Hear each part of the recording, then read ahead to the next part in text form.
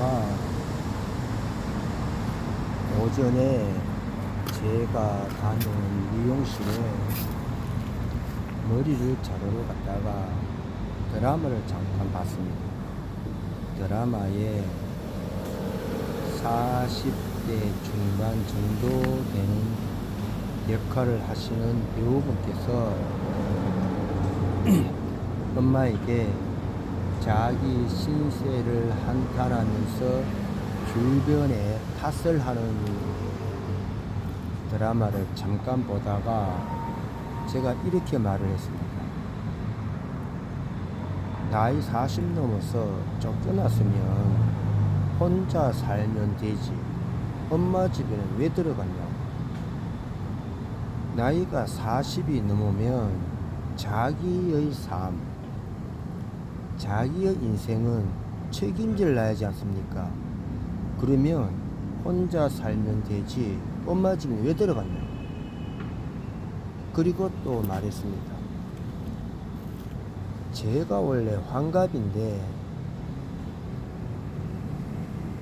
저희가 베이비붐 시대의 마지막 시대입니다. 그런데 우리는 30대, 40대, 50대 때 비참하게 살면서 처참하게 살면서 처자식을 먹여 살렸다고. 우리가 살던 시대는 유흥문화의 시대였다. 그래서 제가 비유를 들었습니다. 주임 두 사람이 과장으로 승진을 하려고 추천을 받았다. A라는 분과 B라는 분이 과장으로 진급을 하려고 추천을 받았는데 A라는 분은 부장 이모님과 함께 골프도 치고 2차도 가고 술도 마시면서 보냈다. 또 한 분 B라는 분은 땡하면 퇴근하고 땡하면 집에 가고 이렇게 한 분이다. 그런데 두 분이 과장의 진급으로 승진을 하기 위해서 추천을 받았으면 회사 내의 능력은 비슷하다. 회사 내의 능력이 비슷해서 A라는 분과 B라는 분이 과장 승진의 추천을 받았는데 A라는 분은 임원 부장하고 골프, 공도 치고 술도 마시고 하셨던 분이고 한 분 B라는 분은 땡하면 출근하고 땡하면 퇴근하는 분이었다. 집과 회사만 다니셨던 분이다. 그러면 누구를 진급시키겠냐고, 누구를 과장으로 승진시키겠냐고. 제 유튜브를 보고 시청하고 계시는 분은 누구를 과장으로 승진시킬 것 같습니까? 지금은 OECD 국가 10위지만 저희 때는 OECD 국가 10위에 못 들어가는 중진국이었습니다. 중진국 그 시대의 문화는 보지 않고 OECD 국가 10위의 문화, 신랑, 아버지의 모습을 원하거든요. 그리고 지금 우리나라가 OECD 국가 10위에 들어간 지가 얼마 되었습니까? 그런데 지금은 OECD 국가 5위 안에 들어가는 아버지, 신랑의 모습을 원하거든요. 이건 앞서가는 것이 아닙니다. 허황된 것입니다.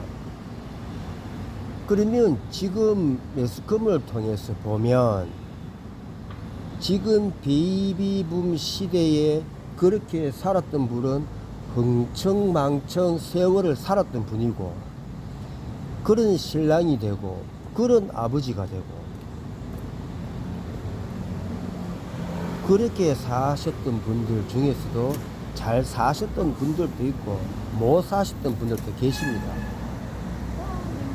그러면 지금 베이비붐 시대에 땡하면 출근하고 땡하면 퇴근하고 그렇게 사셨던 분들은 다 잘 살고 계십니까? 그렇게 사셨던 분들 중에서도 잘 사는 분들도 계실 테고 잘 살지 못하시는 분들도 계시겠죠. 그런데 OECD 국가, 제가 30대, 40대, 50대 살 때는 OECD 국가 10위 안에 들어가는 아버지 신랑의 집과 회사만 출근하시는 분들의 잘 사는 부분과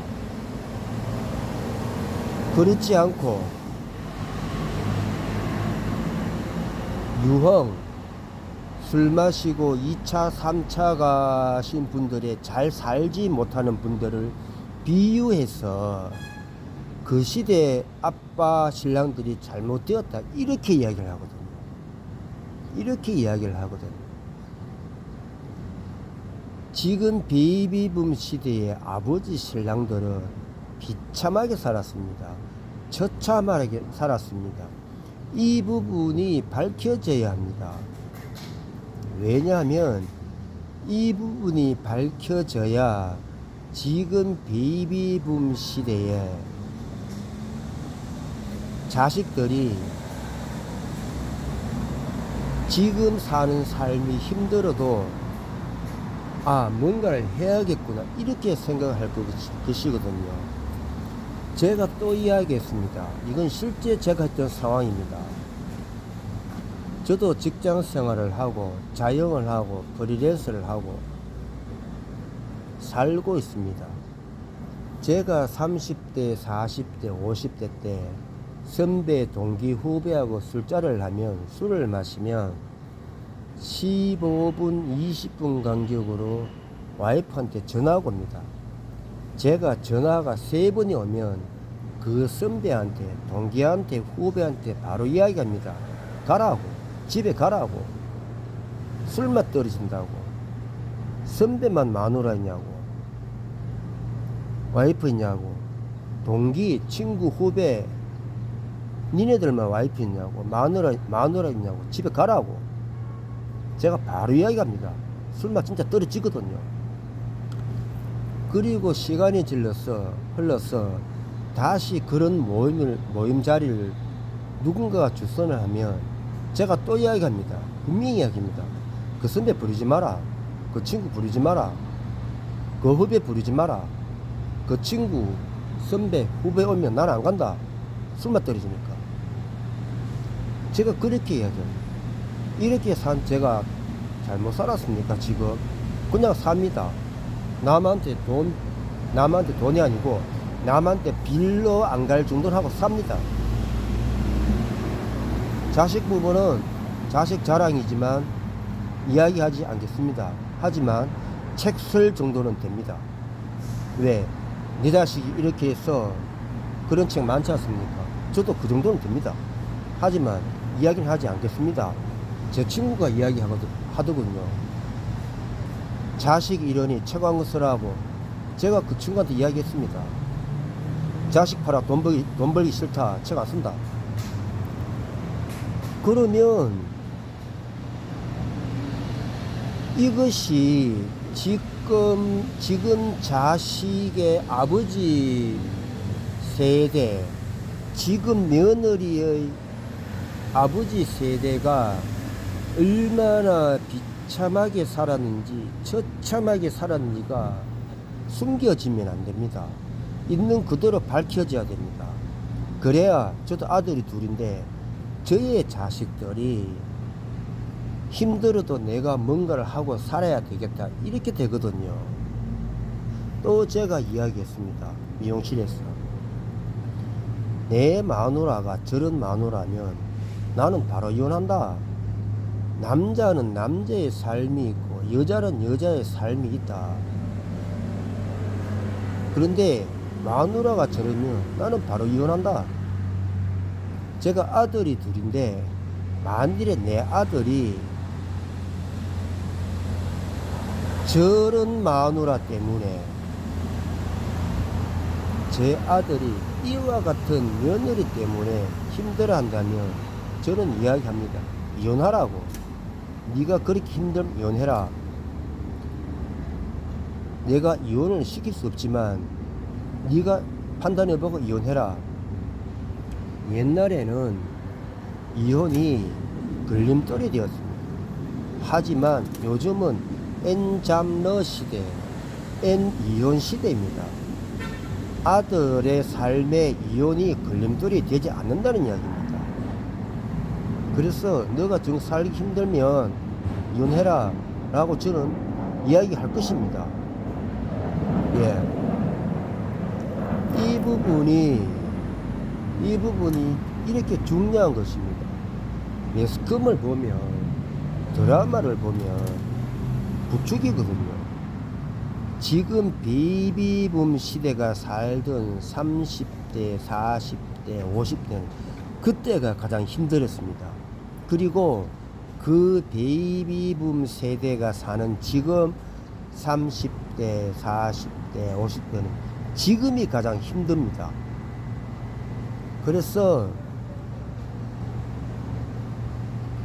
지금 베이비붐 시대는 그 자식이 사는 30대, 40대, 50대를 위로해주고 위안을 해줘야 되는 것이고, 지금이 가장 힘들게 사는 30대, 40대, 50대는 그 아버지가 그 당시는 가장 힘들었다는 것을 인정을 해줘야 됩니다.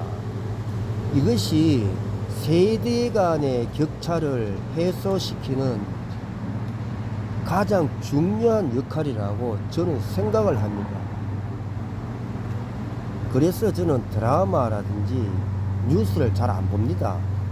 뉴스도 아침 6시에 제가 보는 특정 방송을 이야기할 수는 없고, 아침 6시부터 7시 이후에는 드라마를 잘 안 봅니다. 뉴스를 잘 안 봅니다. 드라마는 거의 안 봅니다. 이것이 세대 간의 갈등을 부추기거든요. 이거는 앞서가는 것이 아닙니다. 지금 베이비붐 시대가 살던 30대, 40대, 50대 때는 그때가 가장 힘들었고, 그 베이비붐 시대의 자식이 사는 지금 30대, 40대, 50대는 지금이 가장 힘들다. 이렇게 되어야지만이 세대 간의 갈등이 줄어든다고 저는 생각을 합니다. 나이가 40 중반이 되어서 쫓겨났으면 혼자 살아야지 엄마 집에는 왜 들어갑니까? 엄마를 모시고 살지는 못할지언정 이것이 지금의 현실이지 않습니까? 제가 이런 드라마를 보면 울분이 터집니다. 그래서 제가 오늘 아침에 제가 단골로 가는 미용실에서 했던 이야기를 영상에 올려봅니다. 이 영상은 저 개인의 유튜브이기 때문에 제 개인의 생각을 올려보았습니다. 한 번쯤 자식 되시는 분들, 와이프 되시는 분들, 아버지 되시는 분들, 엄마 되시는 분들 생각을 해 봤으면 좋겠습니다. 자식은 떠나보내는 것이 부모의 역할입니다. 쫓겨났다고 해서 받아들이면 안 된다고 생각합니다. 또 세대 간의 갈등은 그 시대에서 문화에서 이야기를 해야 됩니다. 지금 베이비붐 시대가 살던 30대, 40대, 50대는 그때가 가장 힘들었고, 그 자식이, 그 후손이 사는 지금 30대, 40대, 50대는 지금이 가장 힘들다.